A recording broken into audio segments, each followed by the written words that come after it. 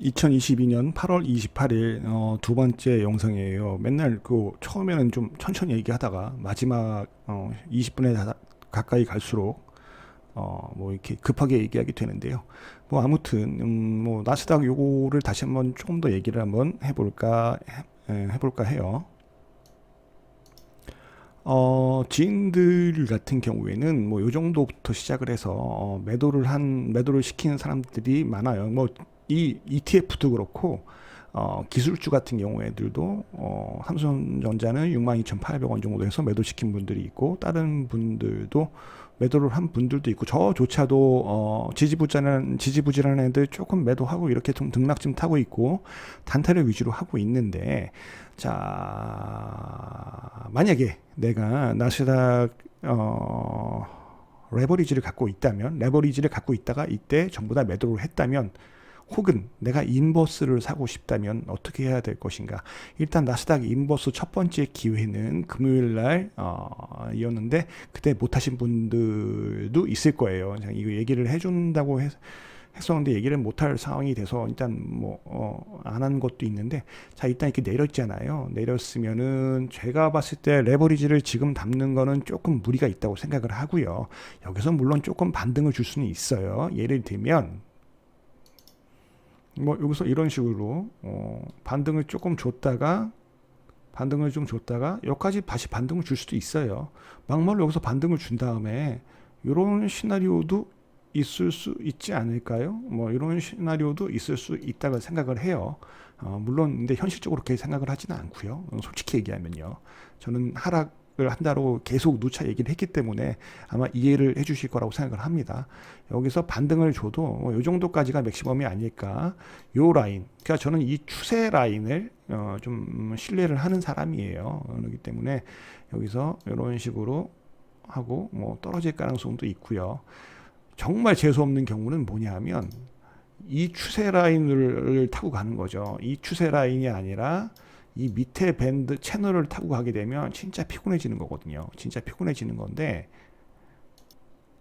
사실 그거에 대한 걱정을 왜 하냐면 저는 이 정도 라인을 맥시멈으로 봤거든요. 근데 여기 오버슈팅이 나온 것 같아요. 그래서 이 오버슈팅이 나왔기 때문에 만약에 여기가 고점이라고 생각을 한다면 이 채널도 맞는 채널이거든요. 이 채널도 맞는 채널이라서 어떻게 보면 이게 약간 추세를 이탈한 그런 정도의 파동이었고 어쩌면 이 정도의 정상적인 파동으로 이렇게 들어오는 정상적인 파동으로 올 수도 있겠구나라는 생각이 들고요.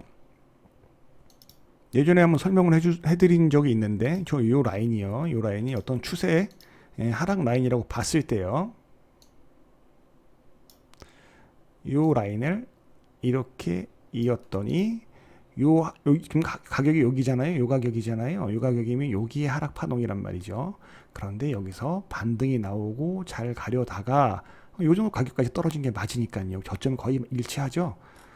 자, 저점이 거의 일치하는 걸 보실 수 있을 거예요. 그런데 말 바꾸기 때문에 한 번 더 하락이 있었고요. 저는 이러면 이게 더 빠질 수도 있겠구나라고 생각을 했는데 여기서 강하게 숏 커버가 들어왔어요.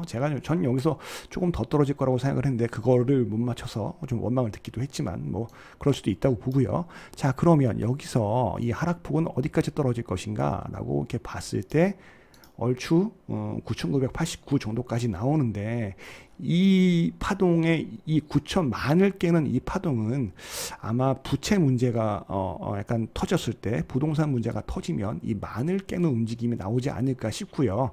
만약에 요거를 무시를 한다면 만을 안 깬다면 어떤 움직임이 나올까를 좀 생각을 해 볼 수가 있겠는데요.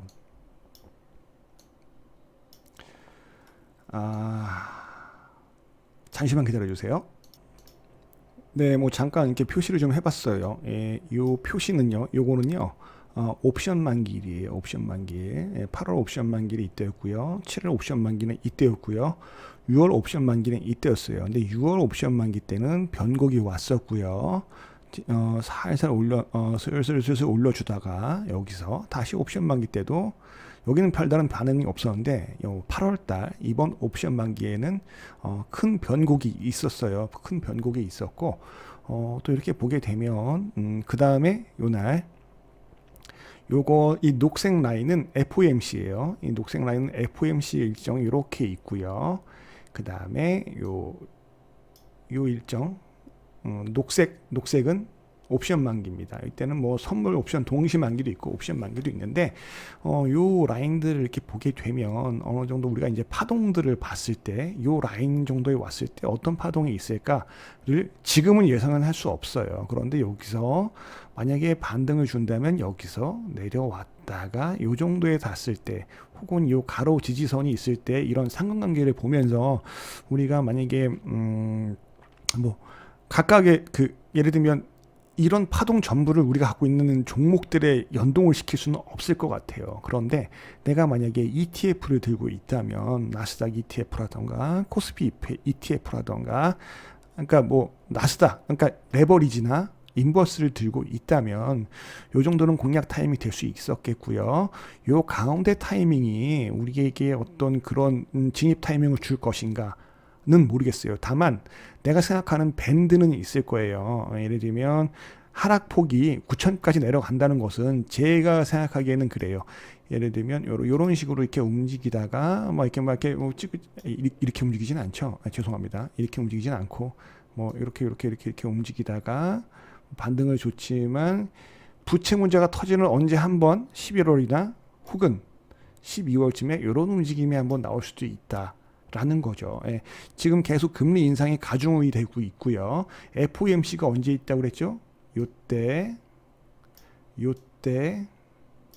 요때가 있다고 그랬죠.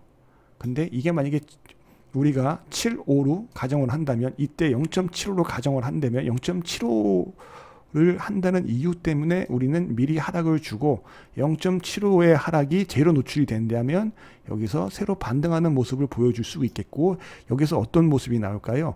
이런 옵션 만기라던가 금리 인상 혹은 금리 동결 혹은 뭐 빅스텝 혹은 자이언트 스텝 이런 이슈에 의해서 만약에 0.75를 했으면 이때 좀 덜하지 않을까? 라고 예상을 했었는데 0.5를 한다. 그러면 요때가 재료 노출이 돼서 어느 정도 빠지다 보면 이렇게 쭉 빠질 수도 있겠고 뭐 오를 수도 있겠죠. 그럼 이게 옵션 만기 때문에 이 옵션 만기의 어떤 변곡을 거쳐서 상승을 줄 수도 있겠고 이 옵션 만기가 금리 인상이랑 같이 붙어있는 요때 저는 솔직히 조금 위험하지 않을까라는 생각을 하거든요. 요때 뭐 이런 식으로 하락을 줄 수도 있겠고 이거는 이때 상황을 봐서 알 수 있는 일인 것 같아요. 그래서 이거 갖다가 미리 섣불리 예상을 할 수 없지만 뭐가 팔렸네요. 잠시만요. 지금 제가 비트코인 선물 이더리움을 숏을 걸었는데 방금 전에 이렇게 하락을 하면서 셀이 돼서 다시 여기다가 숏을 또 쳐놨습니다. 요즘 재밌더라고요. 예. 연습을 하고 있는데요. 이것도 제가 컨텐츠로 만들 생각이에요. 예. 숏을 예상하고 있는데 가만히 있기도 애매하잖아요. 그래서 이것저것 연습을 해보고 있어요. 그래서 지금 비트코인이랑 니어랑 솔라다예요. 하여튼 뭐 그거랑 이더리움이랑 해서 지금 연습을 하고 있고요. 뭐 아무튼 그렇습니다. 그래서 시장을 일단 그래서 이런 일정들과 이런 추세선과 근데 이 추세선도 그래요. 사실은 이게 좀 말로 설명하다 보니까 그런데 이렇게 추세선을 갖다가 움직이다가 추세선을 이탈하는 구간이 나오게 되면 상승 추세가 또 나올 수도 있는 거거든요. 그래서 이렇게 하락 추세일 때 이탈이 어느 부분에서 나올 건지 그 다음에 이런 상승 추세가 다시 됐을 때 또 이런 이탈이 어느 부분이 나올 건지 예를 들면 이런 상승 잠깐만요. 이거 좀 깨끗하게 지우고 할게요. 자, 이런 상승 추세가 있었는데 여기서 이런 이탈하는 구간이 나왔잖아요. 이거 좀 깔끔하게 안 되나? 여러 번 설명을 했지만 이런 상승 채널에서 이런 이탈이 나왔을 때 이런 하락 채널이 다시 생긴 거잖아요. 이런 하락 채널에서 다시 이탈이 나왔을 때 이런 상승 채널 그리고 이 상승이 어느 정도까지 갈 수 있을지를 이런 일정이랑 그때 상황이랑 그다음에 각종 지표가 나올 거예요. CPI라든지 실업수당 청구 건수라든지 주택 판매라든지 기대 인플레라든지 이런 인플레이션과 그 다음에 경기 침체와 어떤 소비, 미국은 소비 국가라 그랬잖아요. 이런 소비에 대한 지표라던가 그다음에 금리 인상이라던가 이래서 요즘 이렇게 굉장히 복잡한 난이도가 높은 일정들이 굉장히 많이 남아 있어요. 일정이 남아 있는데 또 우리가 여기서 제일 중요하게 봐야 되는 건 가장 중요하게 봐야 되는 건 뭐다? 유동성이다. 돈이다. 결국은 돈이 들어오고 나가는 걸 제일 중요하게 봐야 된다. 그다음에 경기 침체라든가 소비에 대한 문제들. 그 얘기는 뭐 예를 들면 유가도 이거에 대해서 연동이 될 수가 있겠죠. 자, 잠시만요. 자, 이 보라색은 유가 선물이에요. 네, 나스닥이 올라갈 때 유가는 내려오다가 나스닥의 조정일 때 유가는 다시 상승 지금 탄력을 받고 있는 모습이 보이죠. 그러면 유가가 이렇게 나스닥이 내려온다면 조정과 상승을 거치면서 내려온다면 유가는 러시아와 우크라이나의 전쟁과 또 러시아랑 사우디 혹은 이란의 핵 협상 결국은 감산이냐 증산이냐 오페크와 오펙 플러스가 감산을 할 거냐 증산을 할 거냐 이건 유가도 있지만 천연가스도 또 관련이 있죠. 천연가스는 뭐 노드스트롬 1을 잠그느냐 마느냐 이런 이슈들이 있잖아요. 그런데 이런 이슈들은 너무나 많은 사람들이 얘기를 하기 때문에 저는 뭐 그거랑 약간 좀 다른 시각을 좀 말씀을 드린다면 그것도 제가 충분히 계속 말씀을 드려왔던 것들이에요. 어떤 원자재와 이런 것들의 어떤 투기 세력들의 어떤 이런 알력 다툼, 뭐 시장을 하여튼 뽀개는 이런 거에는 사실은 뭐 월가도 관련이 돼 있을 수 있겠고요. 러시아에도 관련될 수 있겠고 가끔 우리가 농담 그런 얘기를 하잖아요. 김정은 붙잡은 거 아니냐 뭐 이런 식으로. 그래서 아무튼 요런 것들 유가도 한번 비교를 해보시고요. 이런 일정들을 이렇게 하나 이렇게 표시를 해두시고요. 일정이랑 내 종목이 나스닥이랑 어떤 이런 국제 정세에 영향을 받는지 혹은 난 지금 포지션이 없어. 나는 그냥 그날 이슈대로 난 할 거야. 라고 생각하는 사람들은 관심 종목이 있을 거 아니에요. 그런 관심 종목들이 예를 들면 내가 뭐 한국석이라던가 GSE라던가 중앙에너비스를 들고 있다면 지금 위치에서 올라갈 가능성이 얼마나 있는지 그럼 오늘은 조정이지만 내가 오늘 시간 외라던가 오늘 조정일 때 나눠 담아서 내일 슈팅 때 분할 매도를 하고 나올 수 있을 건지 이런 것들을 보는 것도 이런 일정이랑 이런 것들 좀 세세하게 보면서 하는 사실 저는 이걸 되게 자주 보고 있는데요. 늘 성공하면 얼마나 좋겠습니까마는 그래도 아시다시피 성공률이 꽤 좋은 건 알고 계실 거고요. 제가 요즘 단타 연습하느라 조금 실패하는 부분도 좀 있어요. 그런데 그건 전 뭐 큰 액수로 하는 게 아니라 제 과정일 뿐이고요. 기본적으로 스윙이라던가 이런 추세라던가 혹은 어떤 이슈라던가 이런 것들의 어떤 그 기준으로 하기도 하고요. 제 지인들 같은 경우에는 이런 식으로 해요. 제 지인들 같은 경우에는 잘 몰라. 나는 그냥 매수매도밖에 할지 몰라. 이런 사람들은 매수를 해놓고 대응을 천천히 하는 그런 사람들도 있고요. 나는 시장에 관심이 없어. 매매도 잘 안 할 거야. 그런 경우에는 올라갈 수 있는 앞으로 재료가 남아있는 애들 그런 애들 예를 들면 뭐 한일단조나 시노펙스나 이런 애들 같은 걸로 매매를 하곤 했고요. 그다음에 안암전자는 제가 그런 단톡방에서 그런 말을 했잖아요. 작은 재료가 끝났다. 그때 이미 전 다 털었고요. 그 다음 재료를 기다린다던가. 제가 단톡방에서 얘기 드린 종목 중에서 뭐 삼강 LMT도 있었고요. 뭐 SL도 있었고요. 그다음에 휴스틸 같은 경우에 요즘 잘 가고 있죠. 그때 휴스틸은 요즘 같은 시대에 딱 맞는 종목이다라고 얘기를 하면서 한 6개월에 두세 배 먹으면 되는 거 아니냐라는 얘기를 했었고 그건 영상도 휴스틸은 아마 남아 있을 거예요. 뭐 그 정도로 비교를 해보면서 매매를 하시면 되지 않을까 하는데 지금 뭐가 올라가고 뭐가 내려갈 건지는 저도 잘 몰라요. 그리고 저는 매매를 해도 그게 웬만큼 가까운 사람 아니면은 이 말씀을 드릴 수가 없고요. 얘기를 한다 하더라도 뭐 하여튼 뭐 그렇죠. 지금 뭐 그래서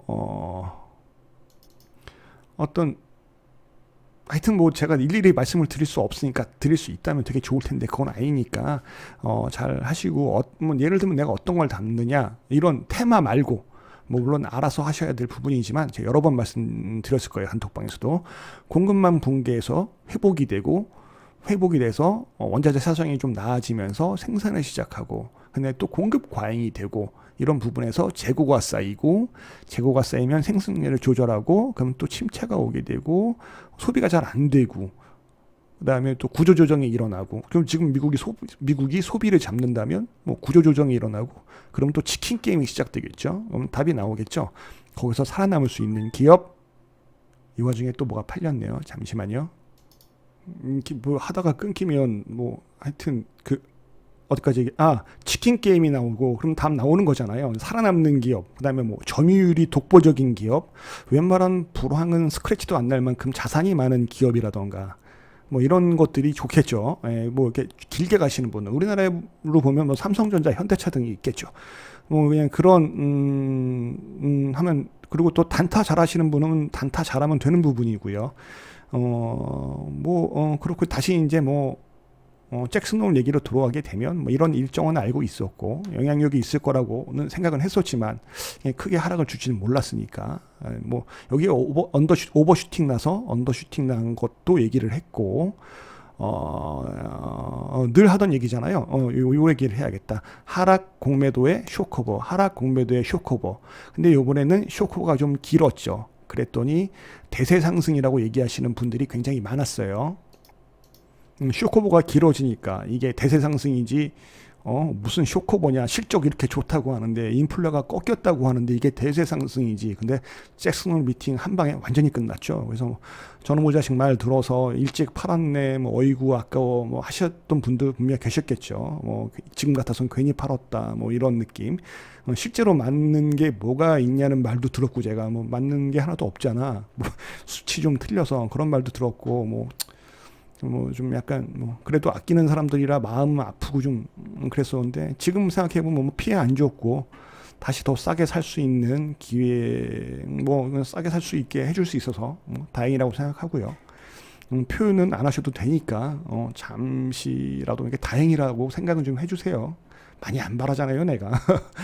사실 분위기가 좋은데 하락을 얘기하는 게 쉽지는 않아요. 마음이 불편하긴 하고, 좋게 좋게 얘기하면서 쟤네가 잘못했네, 다 남 탓이네 하면서, 아유 그래도 힘내세요, 뭐 화이팅 이러면서 나나 잘 먹고 잘해 먹으면 되는 건데, 또 이렇게 아끼는 사람들이라면 또 그게 안 되잖아요. 그래서 뜬금없이 이 얘기를 하는 건 개인적으로 좀 서운했던 부분이 있어서 잠깐 칭얼대 봤습니다. 이제 끝.